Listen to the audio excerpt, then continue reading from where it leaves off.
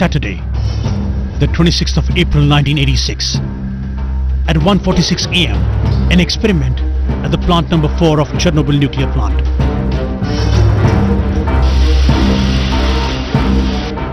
Something goes seriously wrong.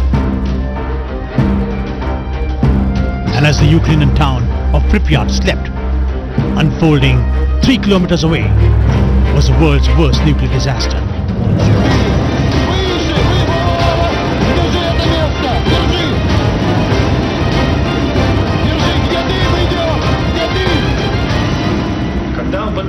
I'm standing inside Pripyat, the ghost town, a town which was built for the workers of the Chernobyl nuclear power station.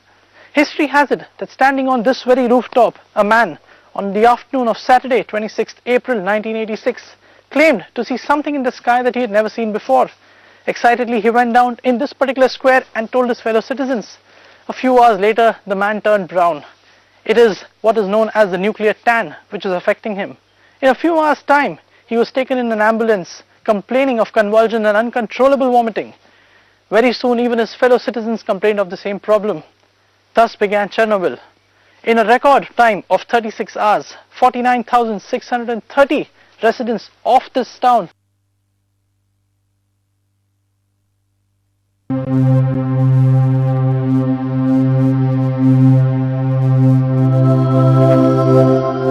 36 people died immediately. The entire town evacuated in a span of 36 hours. People were told they could return in a few days. But 25 years on, these desolate buildings tell a completely different story. This is a residential building in the heart of the Pripyat town, which was built specifically for the workers at the Chernobyl power plant. As you can see, people have simply left all of their belongings in a very hurried manner.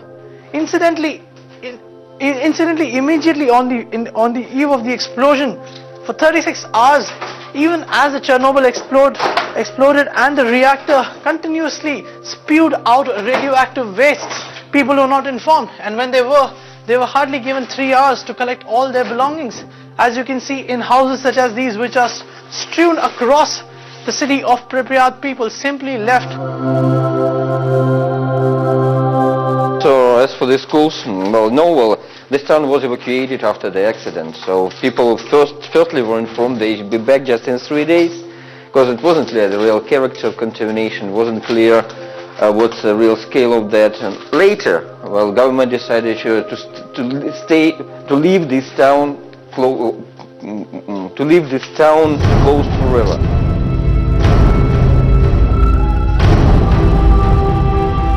The tragedy at Chernobyl was to assume mammoth proportions. The Soviet Union sprung into action using all its resources. Using all its military might, including helicopters, armored personnel carriers, tanks and trucks, as you can see behind me, the Soviet Union marshaled in 6 lakh men, known as the liquidators, comprising mainly of the army, paramilitary and volunteers, to try and save the Chernobyl nuclear power station, a mission that we now know was doomed. У меня смена была 18 человек на станции, и мы были, конечно, хорошими друзьями. И, допустим, у меня Тенишев Николай умер, у него рак головы. Хомяченко Володя умер, у него сердечный приступ наступил. Liquidators were men from the army, paramilitary and even volunteers who were called upon to help mitigate the Chernobyl disaster, even though they had protective gear. But at that point in time, nobody knew the exact extent of the tragedy, something which put them all in harm's way. Of the 6 lakh liquidators, 5.6 were immediately designated as affected in the aftermath of the tragedy.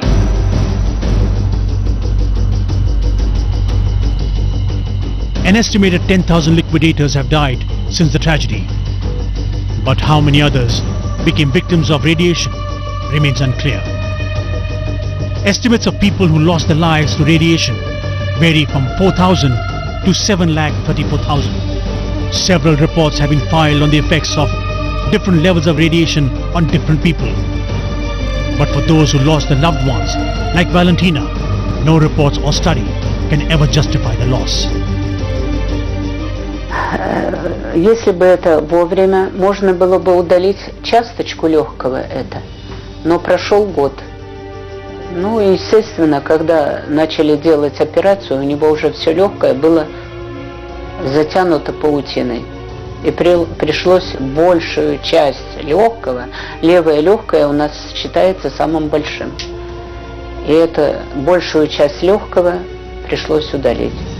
Ну, конечно, врачи там делали химиотерапию, облучение нельзя было, потому что доктор сказал, у него плохо с кровью, он не выдержит. Кажуть, тому що дуже велика радіація в нашому районі, тому таке здоров'я дуже погане. Experts say that 150,000 square kilometers of land in Belarus, Russia and Ukraine are contaminated. There is a 30-kilometer exclusion zone around the plant. Over time, almost 40 lakh people were evacuated. Pripyat today wears an eerie look. The roads are there, but no cars. The buildings are there, no people. The parks and the swings, all there, but no children. Much like this Pripyat town where we've been touring for the last 1.5 to 2 hours, this park too has a story of its own. To have been opened on the 1st of May 1986, this park was being readied for the children of Pripyat. However, since the accident rather, at Chernobyl nuclear station happened on the 26th, this park clearly could not fulfill the destiny that it was supposed to.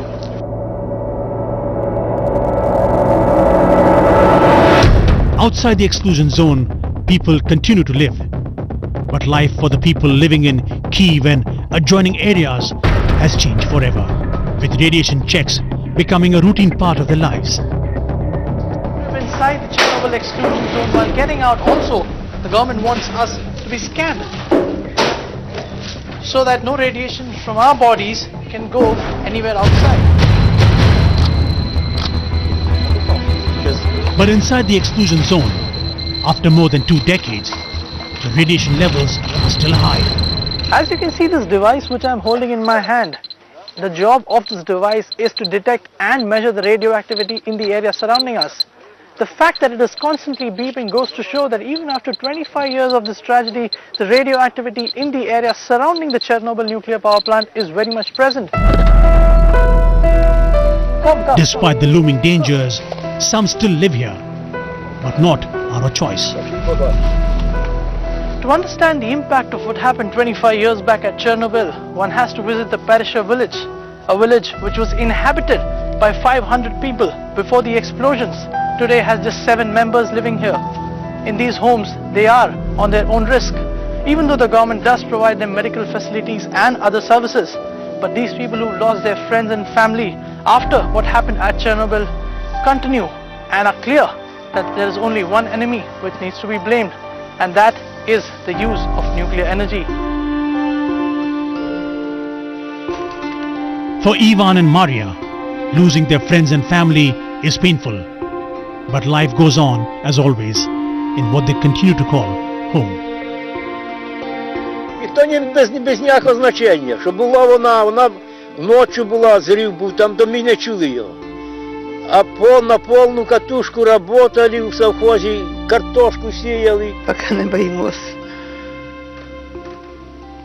Ну що ж, 8 душі є, хватить із нас.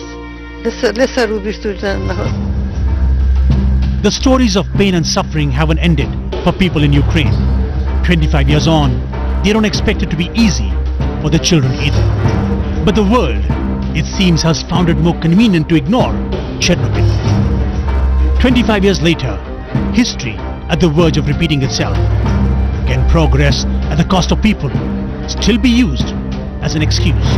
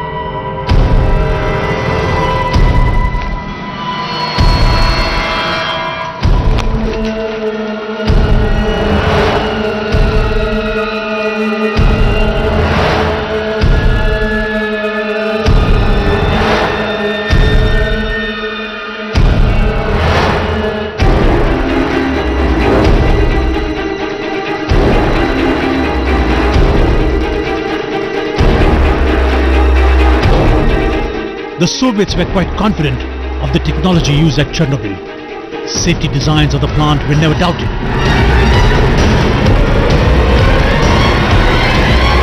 Until the fateful night of April 26, 1986. The Soviets always held that their RBMK-1000 reactors were not to be faulted. In fact, even sent 6 of their men on trial for their error in causing the nuclear accident, something with which the international community never fully agreed with.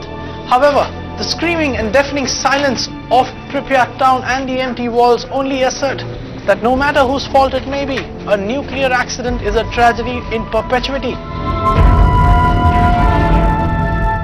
The flaws in the designs of the reactor at Chernobyl, found and admitted to, helped the IAEA to work on the weaknesses that led to the disaster.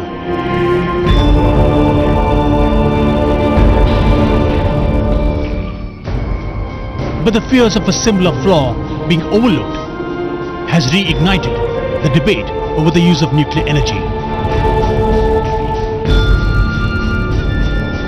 This sarcophagus can fall apart and would release tons of highly radioactive dust in a whole region around Chernobyl. So the catastrophe is not over, but it's an ongoing catastrophe. It is the fear of a similar catastrophe that has another nondescript town thousands of miles away rise up against a powerful nuclear lobby and its own government.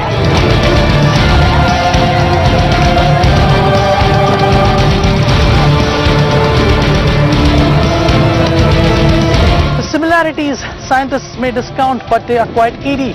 The EPR reactor that the French firm Arriva is promising says it is the strongest and the safest reactor. This reactor number 4 at Chernobyl nuclear plant also had the same tags. Not just that, the NPCIL, which is constructing the Jaitapur nuclear power plant, today also does not have a disaster plan ready.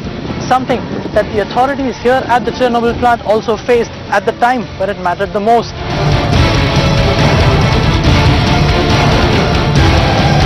I think the Jaitapur and the Indian case is of a special concern because of 2 reasons. On the one side, you have very dense population around those nuclear reactors, and just imagine a Fukusima or a Chernobyl situation. It's virtually impossible to evacuate large parts of the population. Today Pripyat is a ghost town that has become a tourist attraction. There are several guides who know exactly where to take the thousands who flock to see the nuclear plant that had the world on the edge.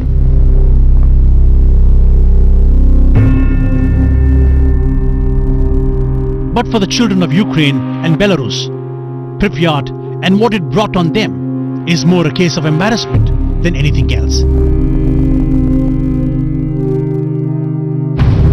Those suffering from diseases caused by radiation don't want to talk about it. For many years after the incident, being a Chernobyl victim evoked stigma more than sympathy. Young people today who suffered as children way back in 1986 prefer to move on instead of talking about it. However, the government's conservative statistics also say that 7 lakh people in all were adversely affected by the Chernobyl disaster.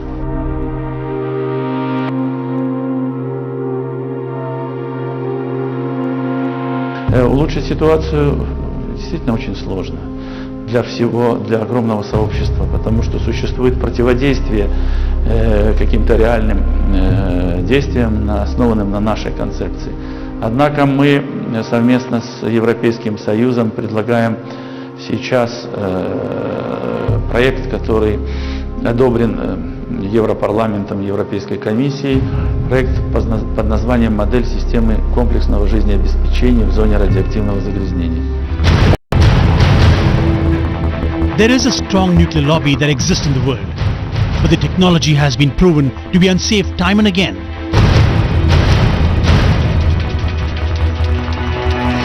The proposed plant at Jaitapur is supposed to be 10 times the size of Chernobyl. The Fukushima nuclear plant is currently the largest nuclear plant in the world. no matter what the pros of nuclear energy, the risks have always proven to be greater. We need a new debate on the safety of nuclear power, and my understanding is before we have not really discussed this, before such a debate has not taken place, it's premature and it's irresponsible and dangerous to just construct the biggest nuclear park in the world.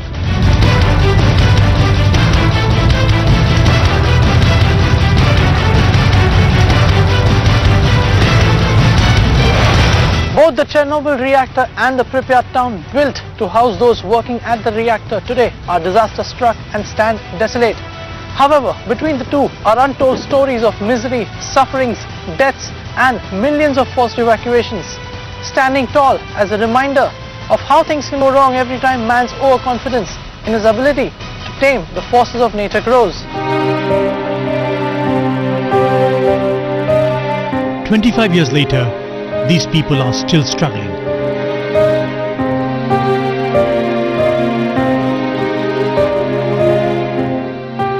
Years and the risk still there for the next few generations.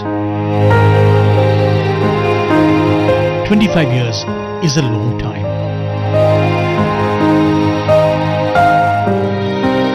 And now, more than ever before, the world needs to wake up to the reality of dangers from a technology that has wiped out generations more than once.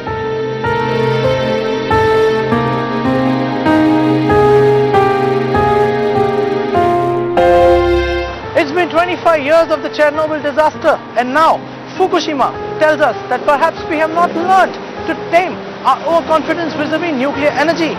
It's not just about India, but for anywhere in the world where a nuclear plant is being built, for people to realize, for those who have suffered and still will continue to suffer, that the cost of development simply cannot be sufferings for generations to come.